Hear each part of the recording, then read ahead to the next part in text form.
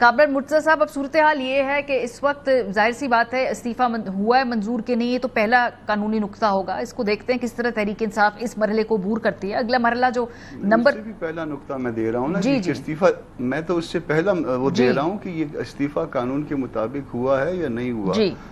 ये कानून के मुताबिक पहले इस्तीफा तो दे देना। बहरान में डाला है सूबे को, तो किसने डाला है? वो एक इस्तीफा टाइप करवा के और उसमें कुछ रीजन और कुछ अच्छी और कुछ बुरी बातें लिख के वो चले गए हैं, उधर छोड़ के चले गए हैं, तो सूबे को बहरान में किसने डाला है?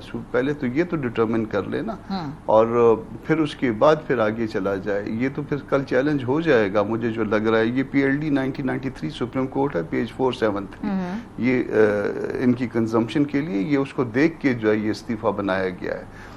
कि उसमें जो ना वो वॉलंटरली जो ना वो सब कुछ होना चाहिए। तो इसमें जो कुछ लिखा है, एक तो वो है, और दूसरा जो ना हैंड रिटन वाली जो बात है, तो ये पहले तो इस्तीफे की उसको तो दुरुस्त कर लें, सूबे को इस बहरान से निकाल दें, हाथ से 4 लाइनें लिख के भिजवा दें, फिर आगे फिर बात चलती है। फिर उसके बाद क्या बनता है, क्या होना है, क्या नहीं होना, फिर उसकी वो अगला मरहला है। अच्छा, लेकिन वो जमीयत उलमा इस्लाम का तो हमेशा से मौक़िफ़ है कि गंडापुर साहब जो है उनकी जगह कोई और अगर वज़ीर आला हो तो तहरीक इंसाफ के अंदर से ही हो जाए, वो उन पे उनको कोई इतराज़ नहीं है।